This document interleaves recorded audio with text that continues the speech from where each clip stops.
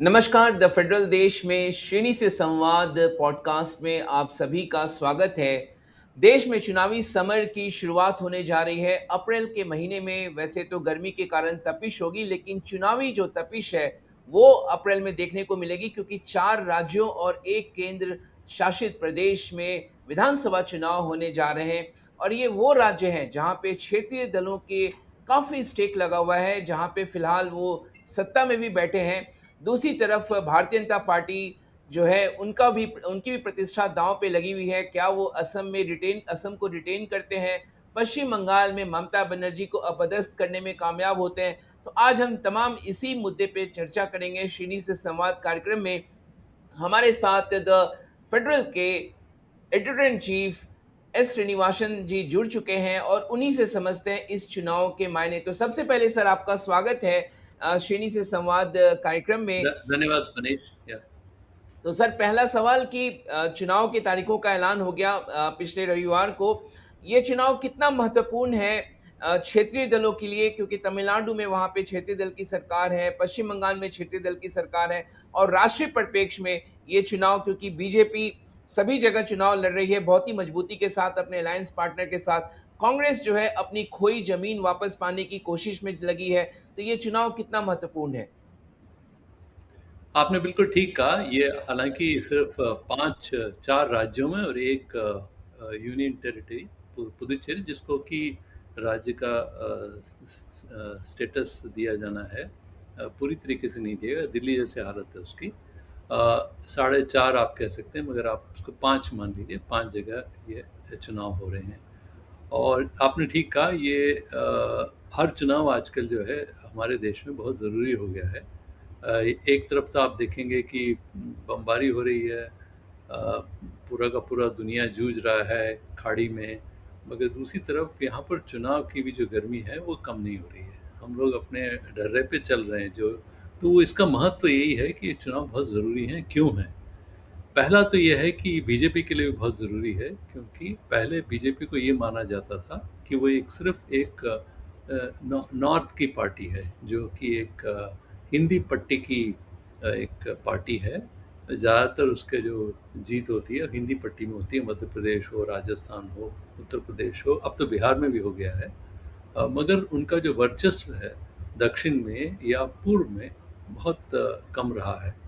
ये मोदी जी के आने के बाद इसमें थोड़ा सा बदलाव आया है। 2014 के बाद उन्होंने पूर्व के जितने राज्य हैं उसमें काफ़ी उन्होंने अपना पेठ बनाई है। और सबसे उसमें जो अहम जो भूमिका है वो आसाम की है। आसाम में जिस तरीके से तत्ता पलटा गया, कांग्रेस को पटक नहीं देके वहाँ पर हेमंत बिस्वा शर्मा, चूँकि हालांकि वो खुद कांग्रेस में थे और बहुत ही कांग्रेस के एक बहुत ही अच्छे गद्दावर नेताओं से माने जाते थे, और पूरा पूरा ऑर्गेनाइजेशन उनके हाथ में था। वो लेके पूरा का पूरा वो बीजेपी की तरफ आ गए हैं। और उससे एक पूरा उन्होंने एक सरकार 5 साल का चलाया है। और इस बीजेपी के एक बहुत ही एक पॉपुलर नेता के इसमें उभर के आए हैं वो। और उनका दोबारा ये चुनाव में जा रहे हैं। बीजेपी के लिए इसलिए चुनाव ज़रूरी है कि दोबारा पूर्व में वो अपना वर्चस्व को प्रूव करें, उसके लिए है। दूसरी तरफ कांग्रेस कांग्रेस जो है इतने साल वहाँ पर असम में जीतती आई है, मगर इस बार क्या वो दोबारा आ सकती है? इस पे एक बहुत बड़ा सवालिया निशान है। इस पे हम बाद में आएंगे जब आप हमसे सवाल पूछेंगे। बंगाल है और तमिलनाडु है, ये दोनों ऐसे, और तीसरा केरल। बंगाल और तमिलनाडु ऐसे दो प्रदेश हैं जहाँ पर न कांग्रेस न बीजेपी का कोई बड़ा वर्चस्व रहा इसके पहले। मगर अब बंगाल में बीजेपी नंबर 2 पार्टी के तौर पर उभर के आई है। वो चाहती है कि बंगाल में कुछ करिश्मा दिखाए, ममता बनर्जी को पटकनी दे, और यदि वो ऐसा कर लेती है तो वो पूर्व में बहुत बड़ी एक जीत होगी। इसलिए पूरा अपना एड़ी चोट का जो है वो दांव पे लगाया हुआ है बीजेपी ने। और आपने जैसे कहा, वो टीएमसी बड़ी क्षेत्रीय पार्टी है और लगातार ममता जी जीतती आई हैं। और उनके लिए एक बहुत बड़ा एक टेस्ट है कि क्या एक बार फिर वो जीत पाएंगी, और क्या वो एंटी इनकम्बेंसी वाली जो कहानी है उसको दरकिनार रख के वो प्रो इनकम्बेंसी, मतलब सरकार में रहते हुए भी बार बार वो क्या आ सकती हैं, इसका यदि शायद वो चौथी बार आएंगी यदि आती हैं बिल्कुल। अ, तो एक एक बहुत बड़ा एक एक वो होगा।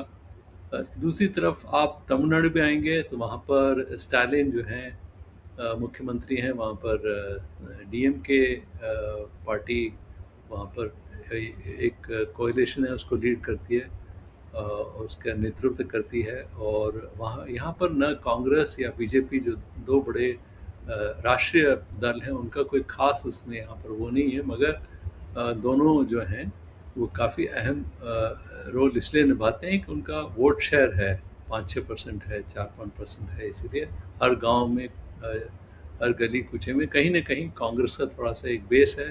बीजेपी अपना बढ़ाने की कोशिश कर रही है, और इसलिए डीएमके के सामने एक बड़ा सवाल है क्या वो दूसरी बार जीत के आ पाएंगे।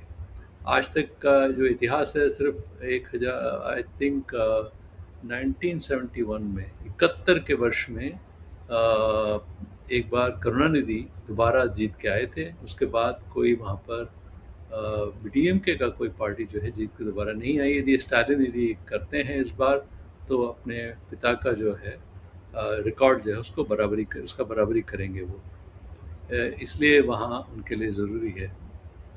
तीसरा केरल पे आते हैं, अगला जो है केरल पे आते हैं। केरल में यदि यूडीएफ और एलडीएफ के बीच लड़ाई है, यूडीएफ जो है कांग्रेस नेतृत्व वाली एक गठबंधन है, दूसरी तरफ एलडीएफ जो है वो कम्युनिस्ट पार्टी मार्क्सिस्ट सीपीएम उनके नेतृत्व में गठबंधन है, और यहाँ पर जो दोनों गठबंधन आमने सामने हैं, कभी वहाँ पर हमेशा जो है एक गठबंधन जीतती है दूसरी हारती है, मगर पिनराई विजयन उन्होंने ये जीत के दिखाया है दूसरी बार 2021 में दोबारा जीत के आए हैं, तो उन्होंने इस कड़ी को तोड़ा है। उनके सामने सवाल है क्या वो तीसरी बार आ सकते हैं क्या।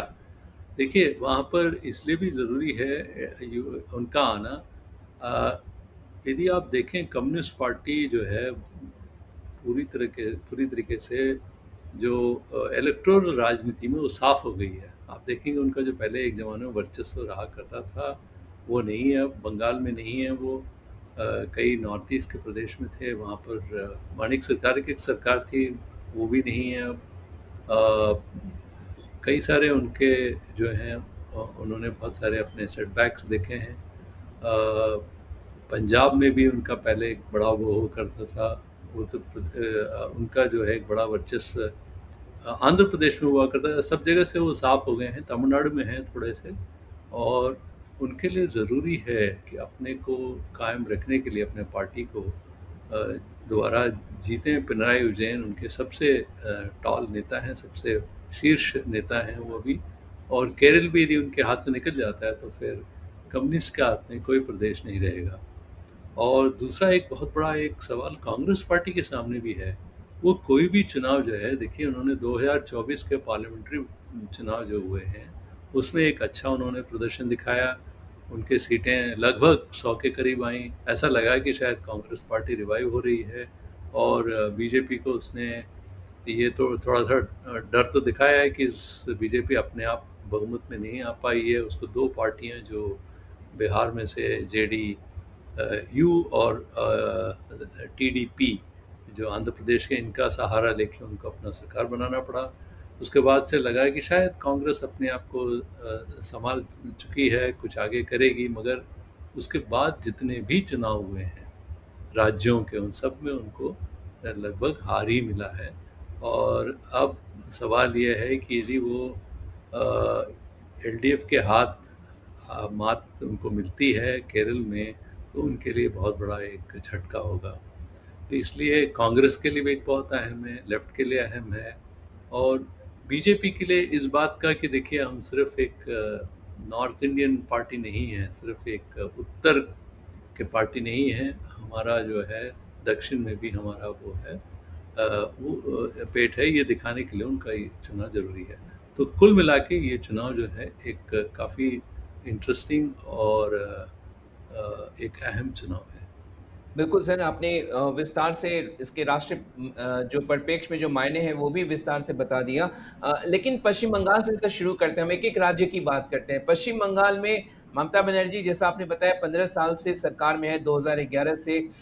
लेकिन 2021 में भी बीजेपी बहुत ही मजबूती के साथ लड़ी। लगभग 38 फ़ीसदी जो है वो वोट हासिल करने में कामयाब रही थी। 2024 में 39% उसको वोट मिला। टीएमसी को 48% मिला था 2021 में, लेकिन लोकसभा चुनाव में वो घट के 46% पे आ गया। ममता बनर्जी एक तरफ बीजेपी से लड़ रही हैं, दूसरी तरफ चुनाव आयोग पे भी वो काफ़ी उनका सख्त रुख है। सुप्रीम कोर्ट में आपने देखा अपनी दलीलें किस तरीके से एसआईआर के खिलाफ पेश की। तो कहा जा रहा है कि ममता बनर्जी दो तरफ़ा वो लड़ रही हैं, एक तरफ भारतीय जनता पार्टी, दूसरी तरफ चुनाव आयोग, क्योंकि अभी तक वोटर लिस्ट जो है चुनाव को लेकर, वो पश्चिम बंगाल में सार्वजनिक नहीं हुआ है। तो तब उनके सामने कितनी बड़ी चुनौती आप देखते हैं इसको? देखिए ममता बनर्जी का जो चुनाव है टीएमसी के नेतृत्व वाली पार्टी जो है वहाँ पर जो लड़ रही है, ये इन सब चुनाव में सबसे अहम चुनाव है ये। यदि कोई नंबर 1 यदि इन सब में माना जाए जो टक्कर है तो वो बीजेपी के साथ टीएमसी का है। इसमें कांग्रेस या जो वामपंथी पार्टी हैं, लेफ्ट पार्टी हैं, वो बिल्कुल साफ है, उनका कहीं दूर-दूर तक कहीं अता-पता नहीं है। ये एक प्रकार से एक सीधा-सीधा टक्कर है दोनों के बीच और ये बहुत ही एक इंटरेस्टिंग टक्कर है। बीजेपी को लगा था 2021 के चुनाव में उनके और टीएमसी और बीजेपी के बीच का जो वोट का शेयर था, जो अंतर था, वो करीब शायद 10% था जी, 10% सर। और 10% था, तो काफ़ी आगे थी। मगर उसके बाद जो चुनाव हुए उसमें अच्छे सीट मिले हैं पार्लियामेंट्री चुनाव में और बढ़त मिली बीजेपी को और 2% वोट तो कम हुए थे जैसे आपने बताया। उसके बावजूद अपने आप को उसके बाद टीएमसी ने संभाला और वो इस तरह जो ममता बनर्जी हैं, दीदी जो कहा जाती हैं वहाँ पर, इस बात की तैयारी कर रही हैं कि चौथी बार जो है वो सीट पे आएँ। देखिए ये जो मुद्दे जिस पे लड़े जा रहे हैं वो बहुत ज़रूरी है इसको समझना। मुद्दा जो है जो बीजेपी उठा रही है वो उठा रही है लॉ एंड ऑर्डर का, पर सबसे पहले घुसपैठियों वाला मामला। उनका ये कहना है कि बांग्लादेशी और बाकी जो घुसपैठिए हैं उनका कहना है बहुत सारे ऐसे जो लोग हैं जो पलायन करके बंगाल में आ गए हैं और वहाँ की डेमोग्राफी चेंज हो गई है। इसको रोकना जो है वो हमारा बहुत बड़ा एक उद्देश्य है। बीजेपी अपने आप को इस तरह से दिखा रही है कि हम उसको, हालांकि बार बार सभी बड़े नेता जो हैं, अमित शाह जी हैं, मोदी जी भी हैं, सब ने ये बात कही है कि बहुत सारे घुसपैठिए, मगर किसी ने आज तक ये नहीं बताया है कि कितना उनका नंबर है, क्योंकि जो एसआईआर हुआ उसमें भी ऐसा कुछ खास निकला नहीं।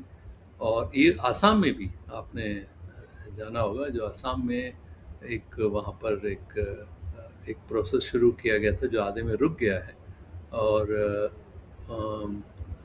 उसके वहाँ पर भी एसआईआर वहाँ पर नहीं होना है अभी, मगर बंगाल में जो एसआईआर हुआ है उसमें भी ऐसा नहीं है कि कोई बहुत बड़ा कोई इस तरीके से कुछ निकला हो जहाँ पर लोग बहुत से बाहर से आ गए हैं, ऐसा कुछ दिखाई नहीं देता। मगर चुनाव आयोग ने ये ज़रूर कहा है कि शायद 85 लाख जो लोग हैं, लाख लोग हैं, वो बाहर से और शायद उनके ऊपर सवालिया निशान है। मगर उसमें हो सकते हैं कई मृतक हों, कई जो हों 2 जगह पर उन्होंने अपने आप को रजिस्टर किया हो, कई लोगों ने अपने ठीक से जो है अपने डॉक्यूमेंट्स नहीं दिए हों, इस तरीके के केस हैं। ये बिहार के बाद ये दूसरा चुनाव होगा जहाँ की चुनाव आयोग किसी चुनाव में जा रही है जहाँ पर ये पता नहीं है कि कुल वोटर कितने हैं, क्योंकि अभी भी एसआईआर का जो पूरा प्रोसेस है वो जारी है। कई सारे जो लोग हैं वो बीएलओ के आसपास अभी भी चक्कर लगा रहे हैं।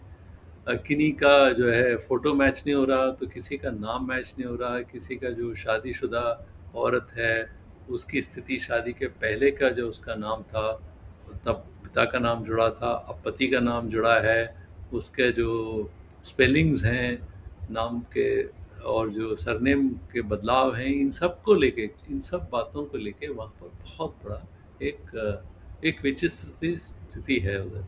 लोग बड़े टेंस हैं और इधर-उधर भाग रहे हैं, तो एसएआर का जो एक बहुत बड़ा जो है माहौल बन गया है वहाँ पर, इसका ममता ने खूब फ़ायदा उठाया और उन्होंने इस बात को सुप्रीम कोर्ट तक लेके गईं। जैसे आपने कहा, वो सुप्रीम कोर्ट में खुद जो है वो चीफ जस्टिस के सामने वो खड़ी हुई, उन्होंने अपना वो आर्गुमेंट रखा। इससे जो है एक बहुत बड़ा एक मैसेज मिला है बंगाल में कि ममता दी जो हैं वो लोगों के साथ खड़ी हैं। बीजेपी ने जो नेशनलिज्म की बात वहाँ पर उठाई है कि राष्ट्र की सुरक्षा, राष्ट्र के बॉर्डर्स जो हैं वो सुरक्षित होने चाहिए, तो उसको काउंटर करने के लिए, उसका जवाब देने के लिए ममता जी ने जो सब नेशनलिज्म कहा जाता है, जो वहाँ की बंगाल की जो अस्मिता है, उसको उसको उस बात को उठाया है। उन्होंने कहा कि देखिए, बंगाल की अस्मिता को नुकसान पहुंचा रही है बीजेपी, बाहर की पार्टी है, इसको ना घुसने दिया जाए। ये जो है एक तरीके से टकराव हो रहा दोनों के बीच। गवर्नर का रोल बड़ा ज़रूरी है। पहले गवर्नर जो है वो केंद्र की तरफ से काफ़ी वहाँ पर दबाव डाला जाता था, मगर क्या हुआ कि आपने अभी देखा, गवर्नर जी हट गए, एक नए गवर्नर आए हैं। जो पुराने गवर्नर थे वो, उनको एकाएक रातों जी। रात बदला गया, क्योंकि वो शायद ममता जी से जो पहले जितना विरोध करते थे उन्होंने करना बंद कर दिया था। उसके बाद अभी आपने देखा कि ताबड़तोड़ इलेक्शन कमीशन ने वहाँ पर अफसरों की नियुक्ति की है। 294 कॉन्स्टिट्यूंसीज हैं, तो उन सब में एक एक आईएएस ऑफिसर बाहर से लाके बिठाया गया है। वहाँ का जो चीफ सेक्रेटरी हैं उनको हटा दिया गया है।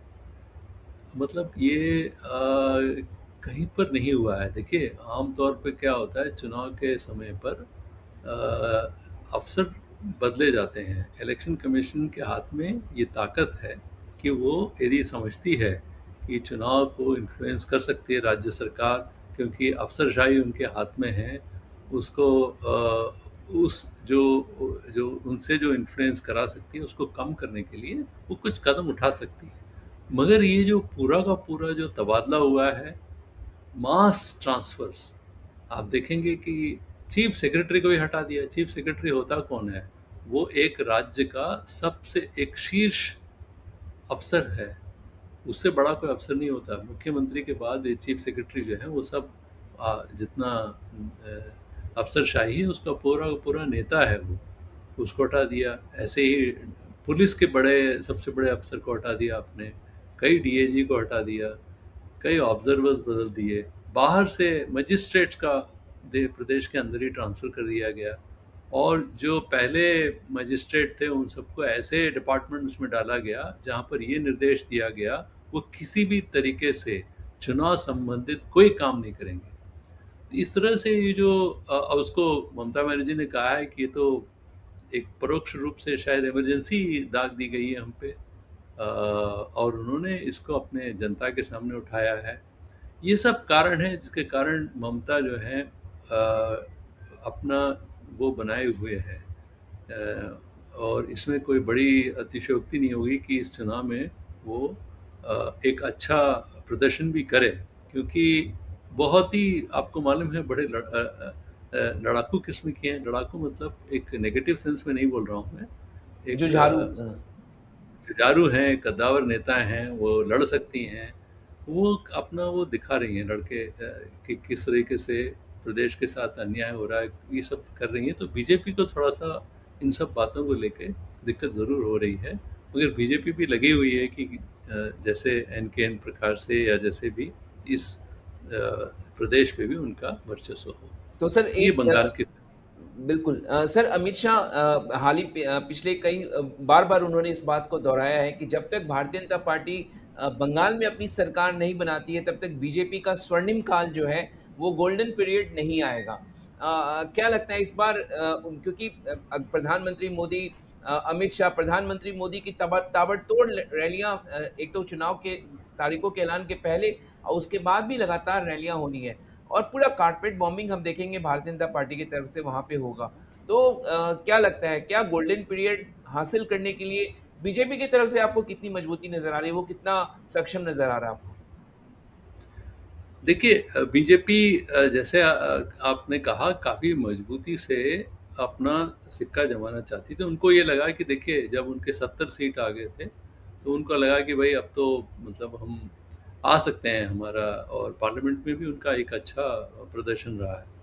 मगर क्या हो गया है कि कई सारे जो यदि आप जातीय तौर पे देखें, एक तो समीकरण जो है पूरा पोलराइजेशन वाला मामला, इस बात को एसएआर मामला जो हुआ, या जो घुसपैठिया वाला मामला हुआ, जो बांग्लादेशी हुआ, जो मुसलमानों को लेकर जो इश्यूज हुए, वो एक तरफ, क्योंकि मुसलमानों की संख्या काफ़ी तादाद में है बंगाल में, वो एक तरफ है, उन पे निर्भर नहीं है। ज़्यादातर जो बीजेपी है वो हिंदू वोटों पे निर्भर है।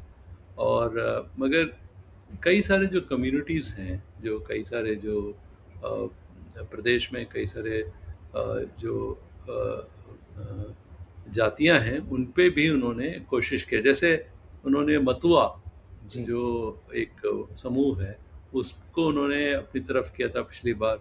उनसे कहा था, कई सारे उनको प्रॉमिसेस दिए गए। इसी तरह से राजवंशी जो एक प्रकार से वहाँ के शेड्यूल कास्ट हैं, बड़े तादाद में हैं, उनको भी उन्होंने काफ़ी सारे उनको कहा था, काफ़ी सारे प्रॉमिसेस किए थे।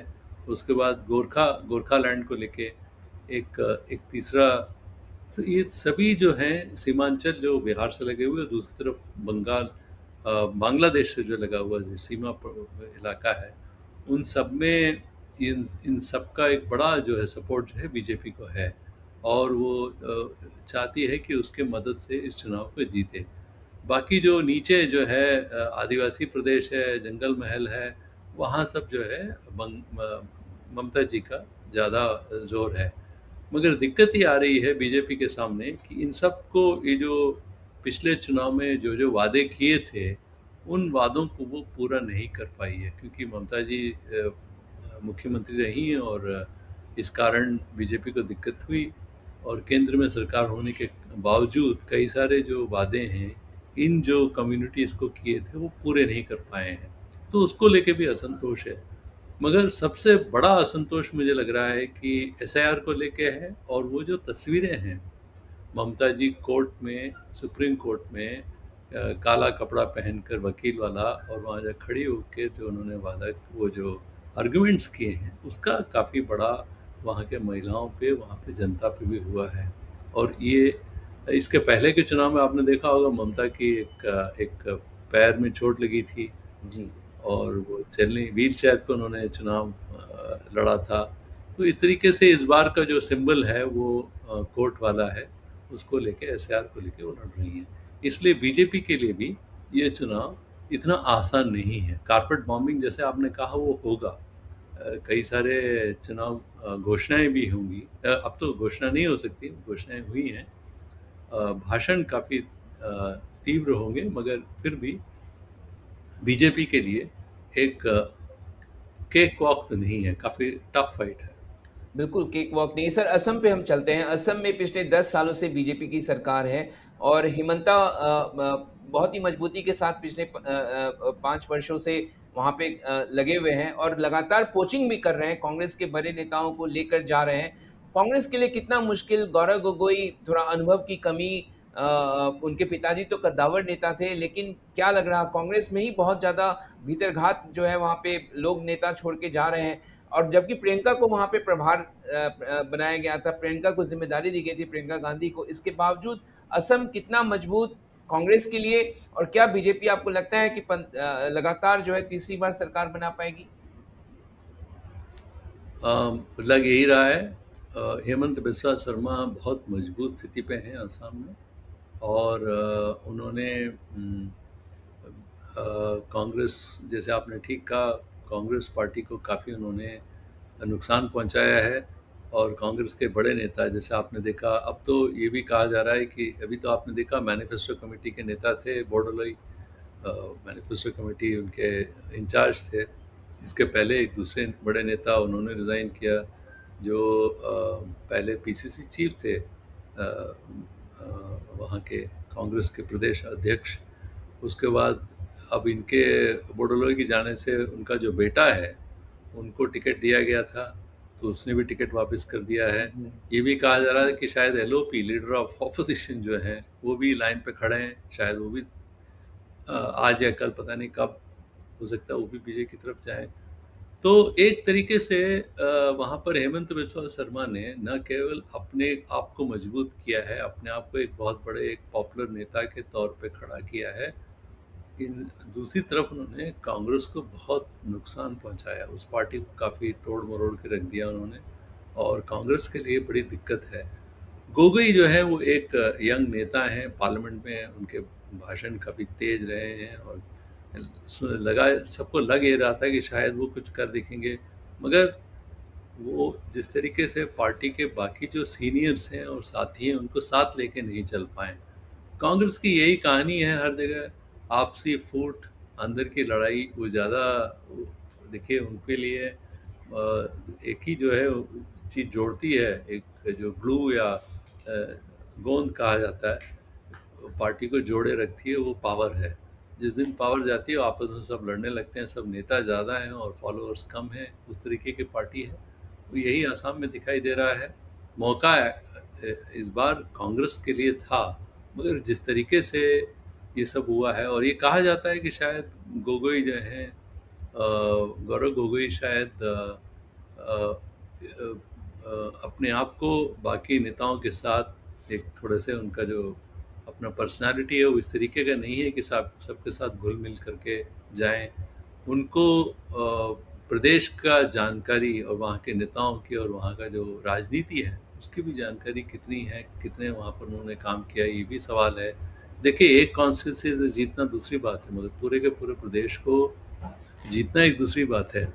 और इस बार कांग्रेस ने पूरा का पूरा यदि आउटसोर्स किया है, तो एक वहाँ पर एक ऐसे कमेटी बनानी थी जिसमें बाकी बड़े नेता भी लाए जाएं। अब प्रियंका को वहाँ लाया गया और वो भी कुछ नहीं कर पाए, वो सिर्फ अपील ही कर रही है लोगों के जाने के बाद। कहा तो ये जा रहा है, बोडलोई ने एक इंटरव्यू में कहा था कि देखिए 1 महीने से वो वेणुगोपाल जी को मैसेज कर रहे थे, अपॉइंटमेंट मांग रहे थे। वेणुगोपाल जी ने, केसी वेणुगोपाल, जो कि कांग्रेस में राहुल गांधी के बहुत करीब माने जाते हैं, और उन्होंने जवाब तक नहीं दिया उनको, और इसका मतलब यह है कि राहुल को मिलने के लिए तैयार नहीं थे। तो इस तरीके का यदि वहाँ पर यदि स्थिति है तो को बड़ी आश्चर्य की कोई बड़ी बात नहीं है। हेमंत बिस्वा शर्मा शायद दोबारा आ जाएं, इसमें बहुत बड़ी बात नहीं है, उनका पलड़ा बहुत भारी है। बिल्कुल पलड़ा भारी नज़र आ रहा है भारतीय जनता पार्टी का। उन्होंने सर आज नॉमिनेशन भी दाखिल कर दिया है, हेमंता ने। और चलते हैं तमिलनाडु की ओर से। तमिलनाडु क्योंकि दूसरा, वहाँ का चुनाव का एक मिनट मैं लूँगा आपसे। जी, जी, जी। कहना चाहूँगा कि हेमंत बिस्वा शर्मा ने बिना किसी हिचकिचाहट के पूरे के पूरे स्टेट को पोलराइज कर दिया उन्होंने, और ये कहा है कि मुझे मुसलमानों के वोटों की कोई ज़रूरत नहीं है, बिल्कुल। मैं सिर्फ हिंदू वोट से ही जीत जाऊँगा। उनका जो पूरा का पूरा परिप्रेक्ष्य है बड़ा विकृत है, मगर यही है कि देखिए, मुझे और किसी वोट की ज़रूरत नहीं है, और करीब 100 करीब वोट ऐसे हैं, 100 करीब सीट ऐसे हैं जहाँ पर हिंदू बाहुल्य है, मैं इनको लेके जीत जाऊंगा। ये उनका एकदम खुला उनका चैलेंज है। तो एक एक विचित्र सी स्थिति है उधर। इस यदि इस बेसिस पे वहाँ का चुनाव लड़ा जाता है और जीत जाते हैं वो, जिसका लग रहा है कि वो जीत ही जाएंगे, एक थोड़ा सा हमारे जो पूरा का पूरा जो वो है राजनीति है, उस पे भी एक सवालिया निशान खड़ा होता है। बिल्कुल। तमिलनाडु की, अब कसम से हम तमिलनाडु चलते हैं। तमिलनाडु में क्या लग रहा, क्योंकि जो एक्टर विजय हैं उनको लेकर लगातार ये चर्चा चल रही थी कि शायद वो जो है उनका अलायंस हो जाए एआईडीएमके के साथ, बीजेपी के साथ बातचीत भी चल रही है। लेकिन वहाँ क्या लग रहा है आपको, स्टालिन फिर से आएंगे? ऐसा बहुत सालों से हुआ नहीं कि इनकम्बेंट सरकार फिर से वहाँ पे सरकार बना ले। और क्या वहाँ पे एआईएडीएमके बीजेपी मजबूती से लड़ रही है? विजय कहाँ ठहरते हैं इस पूरे मामले में? क्या वो प्रशांत किशोर तो नहीं साबित होंगे? आपको क्या लग रहा है सर? देखिए, आपने ठीक कहा, 34 साल के बाद ऐसा कोई स्थिति आएगी, 34 या 44, जी, जब जो है पिता जो है वो, उनका जो रिकॉर्ड है पुत्र कर पाएगा। अ, वो वहाँ पर डीएमके का जो अलायंस है वो काफ़ी मजबूत स्थिति पे है, इसलिए कि उन्होंने एक अलायंस जो बनाया 2021 में उसको जारी रखा। पार्लियामेंट में चुनाव में भी 2024 में भी वो अलायंस जारी रहा, और जो इकाई चुनाव है, जो लोकल इलेक्शंस है, उसमें भी वो अलायंस जारी रहा, और अभी भी जो है उसी अलायंस को लेके वो चले हैं। ये बीच में थोड़ा-सा लग रहा था कि कांग्रेस पार्टी शायद थोड़ा-सा बिदक जाए, मगर उन्होंने 3 सीटें उनको एक्स्ट्रा देके 25 से 28 उनको भी अपनी तरफ पकड़ के रखा हुआ है। और बाकी जो पार्टियाँ हैं थोड़ा-सा अनबन हुआ था, मगर बाकी सब भी उनके साथ हैं। जैसे कि विडुदले चिरते कच्छी वीसीके कहा जाता है, जो कि दलितों की पार्टी है। दोनों जो लेफ्ट पार्टी सीपीए, सीपीएम उनके साथ है। कई सारे छोटे-छोटे पार्टियाँ जो कई कम्युनिटीज़ को लेके हैं, जैसे मुसलमानों के एक समूह है या क्रिश्चियंस का जो एक समूह है, वो सब भी उनके साथ है। तो उन्होंने एक बहुत बड़ा एक अलायंस बनाया है, और जितना एक बड़ा एक सोशल कोalition हो सकता है, सभी समूह, सभी जाति, समुदाय, सबका एक-एक रिप्रेजेंटेटिव लेके उन्होंने एक बड़ा-सा एक अम्ब्रेला कोalition बनाया है, और उसको साथ जोड़ के रखने में वो काफ़ी कामयाब हुए हैं। दूसरी तरफ एआईडी में उनकी जो आपसी लड़ाई है ओपीएस और ईपीएस को लेके, वो पनीर सेल्वम जो कि पूर्व मुख्यमंत्री हैं, एडपाडी पळनिसामी जो 21 तक मुख्यमंत्री थे, इन दोनों के बीच की जो कड़ा लड़ाई रही, उसमें जो है काफ़ी नुकसान हुआ एडीएमके को। बीजेपी ने ज़रूर कोशिश किया कि बीच में उसका थोड़ा सा स्थिति को संभालें, दोनों पक्षों को साथ लाएं, बाकी भी जितने उसके जो घटक हैं उन सबको साथ लाएं, जैसे टीटीवी दिनकरन, और पहले जो थी शशिकला, उनको भी साथ लाएं। सब बहुत सारी कोशिशें की उन्होंने, वो सब कामयाब नहीं हुआ। अपना जो बीजेपी के खुद बड़े नेता हैं, अण्णामलई, जो पार्टी के चीफ थे, उनको भी हटाना पड़ा बीजेपी को, क्योंकि वो सोच रहे थे कि इससे एडपाडी जो है वो समाधान हो जाएंगे, क्योंकि पिछला जो चुनाव था पार्लियामेंट, उसमें एआईएडीएम के बीजेपी के साथ नहीं थी। वो इस कारण से टूट गई थी कि अण्णामलई जो है वो बहुत सारी बातें, वो भी उसी इलाके से आते हैं जहाँ से एडपाडी पळनिसामी, दोनों के बीच दोनों वर्चस्व की लड़ाई थी अपने प्रदेश की, जिसको कोंगू रीजन कहा जाता है, जो कि तमिलनाडु का वेस्टर्न पार्ट है। और उसके कारण बीजेपी ने थोड़ा सा अलग किया, अन्नामलई को भी सोचा इसके बाद एक बड़ी गठबंधन बन पाएगी। जैसे तैसे गठबंधन तो बन गई है, पर उनको काफ़ी बड़ी उम्मीद थी कि जो उनके साथ विजय आ जाते हैं तो फिर जीत पक्की है। और मगर विजय को अपना पॉलिटिक्स खेलना है। उनके मन में ये है कि मुख्यमंत्री बनूंगा तो मैं ही बनूंगा, और ये मौका एडपाडी को क्यों मिलना चाहिए, या यदि वो पॉलिटिक्स बीजेपी को पहले ही उन्होंने कहा है बीजेपी जो है मेरा आइडियोलॉजिकल दुश्मन है, राजनीतिक तौर पे उन्होंने कहा पॉलिटिकल एनिमी जो है वो डीएमके है। तो ये उनका अपना एक एक स्टेटेड लाइन है, यही उनकी लाइन है, इसी पे वो चल रहे हैं। तो पहले लग रहा था कि शायद दबाव पे आ जाएं, दबाव में आ जाएं, और जो टीवी के पार्टी है, जो विजय एक्टर है, उन्होंने नया नया बनाया है, नया उसका पहली बार वो चुनाव लड़ेंगे। लगा कि शायद उसके आने से मामला बदलेगा, मगर ऐसा हुआ नहीं। तो अब ये लड़ाई त्रिकोणीय है। तो इसमें अब वोट किसका काटते हैं वो देखना ज़रूरी है, क्योंकि कुछ न कुछ वोट तो टीवी के काटेगा ही। ये जो दो अलायंस हैं, इनके किस अलायंस के ज़्यादा वोट काटते हैं वो देखना बाकी है। मगर कहा यह जा रहा है कि शायद वो नुकसान डीएमके से के बरसपत शायद ज़्यादा नुकसान एआईएडीएम पे कर बैठे हैं। ये एक बड़ी चिंता है एआईएडीएम के सामने भी, इसलिए स्टालिन की जो स्थिति है और मजबूत दिखाई दे रही है। थोड़ी मजबूत है। तो सर तमिलनाडु में देखना होगा क्या होता है वहाँ पे 23 और 29 अप्रैल को वहाँ पे मतदान होना है। लेकिन केरल की बात कर लेते हैं क्योंकि सर केरल पिछली बार भी कहा जा रहा था कि यूडीएफ काफ़ी मजबूत है, एलडीएफ दोनों में बहुत अच्छी टक्कर है, लेकिन एलडीएफ बहुत बड़े मार्जिन के साथ, बहुत बड़े सीटों के साथ वो जीत गई थी। इस बार क्या लग रहा क्योंकि निकाय चुनाव में कांग्रेस ने काफ़ी अच्छा किया, लोकल इलेक्शन में लोकसभा में काफ़ी अच्छा किया, तो इस बार यूडीएफ के क्या चांसेस लग रहे हैं या पिनराई विजयन जो है वो लगातार जो है तीसरी बार सरकार बनाने में आपको क्या लग रहा है कितना सक्षम होंगे? देखिए, पिनराई विजयन एक बहुत ही ताकतवर नेता हैं, बहुत सारा पूरा का पूरा जो है पिछले 30-35 साल से पार्टी को सँभाले हुए हैं। उसके बाद वो मुख्यमंत्री बने हैं और ये यदि जीत के आते हैं तो एक बहुत बड़ा रिकॉर्ड होगा कि तीसरी बार यदि मुख्यमंत्री बनेंगे।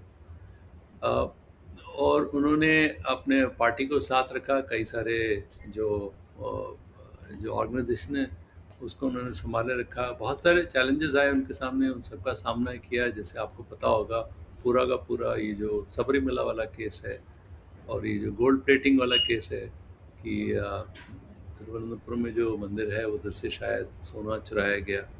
तो इन सब बातों को लेके वहाँ पर काफ़ी सारे मुद्दे उठे, मगर इस सब के बावजूद पिनराई जो है बने रहे और उनके लिए एक काफ़ी बड़ा चैलेंज बीजेपी के तौर पे भी आया, क्योंकि बीजेपी का भी जो है यदि आप देखेंगे पार्लियामेंट इलेक्शन उनका अच्छा एक प्रदर्शन रहा है। उनको उनका जो टारगेटेड सीट्स में उनको उनको अच्छा वोट शेयर भी मिला और सीट भी मिले और उससे बीजेपी की उम्मीद बनी कि हम एक अपना उनका एक एंट्री हो गया है।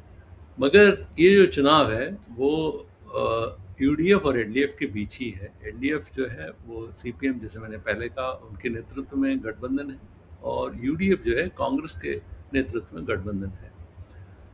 जो आपने ठीक कहा, ये जो दो चुनाव आपने भी बताया, पार्लियामेंट चुनाव में एक अच्छी जीत हासिल की कांग्रेस ने और इसी तरीके से जो लोकल इलेक्शंस है, लोकल बॉडी, उसमें एक 5% वोट शेयर का इजाफा किया। बढ़त ली उन्होंने यूडीएफ ने एलडीएफ के ऊपर। देखिए, मगर दिक्कत यह है कांग्रेस के साथ कि जीतते हुए भी वो हार सकती है वाली स्थिति वो खुद ही तय करते हैं। उनके सामने बहुत बड़ा पार्टी के सामने ये है कि वो सभी नेता हैं वहाँ पर और खूब सारे मुख्यमंत्री के दावेदार हैं।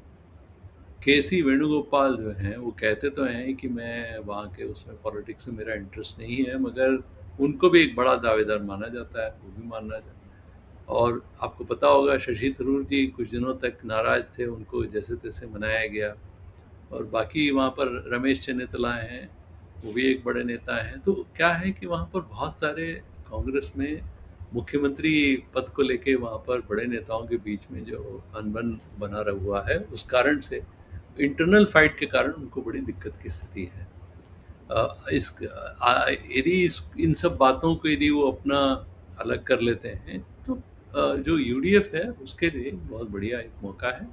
और जैसे मैंने पहले कहा, कांग्रेस को ये जीतना ज़रूरी है, क्योंकि लगातार चुनाव हारते आए हैं और यदि केरल भी हारते हैं, केरलम यदि हम कहते हैं, वो भी यदि हारते हैं तो फिर शायद बहुत मुश्किल होगा कांग्रेस के लिए। बिल्कुल बहुत ही मुश्किल होगा सर क्योंकि आपने खुद बताया कि 2024 के लोकसभा चुनाव के बाद महाराष्ट्र हो, हरियाणा हो, बिहार हो, काफ़ी फीका प्रदर्शन कांग्रेस का रहा है। सभी जगह भारतीय जनता पार्टी एनडीए की सरकार बनी है और कांग्रेस बहुत पिछड़ गई लोकसभा चुनाव के बाद। लेकिन तमाम राज्यों को आपने सर रोशनी डाला और बहुत-बहुत शुक्रिया इस सर डिस्कशन में आपके जुड़ने के लिए। और पुडुचेरी पे जैसे 1 मिनट बात कर लेते हैं। जी, पुडुचेरी में भी जी, 1 जी, मिनट बात कर पुडुचेरी लेते पे हैं। सर, पुडुचेरी पे केंद्र शासित प्रदेश पे हम नहीं आए, लेकिन वहाँ इस समय एनडीए की सरकार है। बिल्कुल सर, पुडुचेरी की बात कर लेते हैं। वहाँ वहाँ क्या लग रहा है? कांग्रेस वापसी कर पाएगी उसकी गठबंधन या फिर से एनडीए वहाँ पे? देखिए, बहुत छोटा वो है, सिर्फ 34 सीट है वहाँ पर और वहाँ पर जो राष्ट्रीय पार्टी है उनका वर्चस्व है, कांग्रेस और बीजेपी। पहले बीजेपी थी नहीं, मगर कांग्रेस जहाँ पर भी यही हुआ, कांग्रेस के जो नेता हैं वो स्विच करके गए। जो एनआरसी कांग्रेस है, रंगास्वामी जो है वो भी पहले कांग्रेस में हुआ जी, जी, करते थे जी। और वो काफ़ी बड़े नेता हैं वहाँ पर।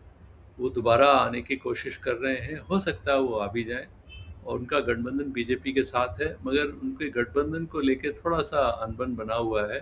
मगर मुझे लगता है कि उनके बीच एक हो गया है, शायद आज ही खबर आई है कि शायद उन्होंने अपने जो जो कुछ भी उनके बीच जो दरारें थी, वो सब ठीक कर ली गई हैं, बीजेपी और एनआरसी कांग्रेस के बीच में और उनका गठबंधन तो है, मगर डीएमके और कांग्रेस के बीच काफ़ी बड़ा दरार है वहाँ पर। क्योंकि कहा ये जा रहा है कि दोनों ने ये स्टालिन ने ये तय किया है कि ठीक है 16-16 सीट पे हम दोनों लड़ते हैं और एक-एक सीट जो है किसी और को दे देते हैं, कम्युनिस्ट पार्टी या किसी को। मगर कांग्रेस इसके लिए तैयार नहीं है। कांग्रेस चाहती है कि यदि मुख्यमंत्री क्योंकि उनको लग रहा है कि शायद उनकी पार्टी जीत सकती है, तो मुख्यमंत्री हमारा हो। कांग्रेस और डीएमके के बीच में लड़ाई बड़ी अलग तरीके की है।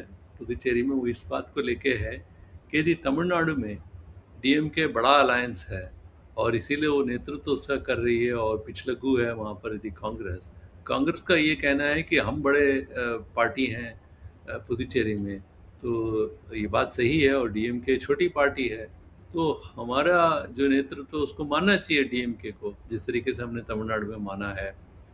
मगर इस बात के लिए तैयार नहीं है डीएमके और लड़ाई उसी को लेके चल रही है। और लगता है कि एनआरसी और बीजेपी का जो है उनका गठबंधन तो ठीक है, कैंपेन भी शुरू हो गया। हालांकि जो एनआरसी कांग्रेस के नेता हैं रंगास्वामी, उनके खिलाफ काफ़ी पॉपुलर नेता हैं वो, उसके बावजूद एक एंटी इनकम्बेंसी की स्थिति बनी हुई है। यूडीएफ जो कांग्रेस और डीएमके का जो अलायंस है, गठबंधन, उनके लिए मौका अच्छा है, मगर इस लड़ाई के कारण अब ये कहना मुश्किल होगा कि वो कहाँ जाएगा। तो दर्शकों, श्रेणी से संवाद पॉडकास्ट में आप हमारे editor in chief S Srinivasan ji से ये चर्चा सुन रहे थे 5 राज्यों के विधानसभा चुनाव को लेकर। वहाँ पे किस दल का क्या स्टेक लगा है, कांग्रेस का, बीजेपी का, और क्षेत्रीय दल जैसे तृणमूल कांग्रेस और डीएमके कहाँ पर है। और सवाल उठता है कि 2024 लोकसभा चुनाव के बाद कांग्रेस, जो अब तक किसी राज्य में सरकार नहीं बना पाई है, केरल और असम में वो सीधे टक्कर में है। क्या कांग्रेस अपनी खोई ज़मीन वापस कर पाती है या नहीं, हम आने वाले दिनों में देखेंगे। लेकिन एस श्रीनिवासन सर, इस चर्चा में जुड़ने के लिए आपका बहुत-बहुत शुक्रिया, धन्यवाद। और दर्शकों, द फेडरल देश के यूट्यूब चैनल को आपने अभी तक सब्सक्राइब नहीं किया है तो उसे ज़रूर सब्सक्राइब करें, हमारे वीडियो को लाइक करें, शेयर करें। ये चर्चा देखने के लिए आपका बहुत-बहुत शुक्रिया, धन्यवाद।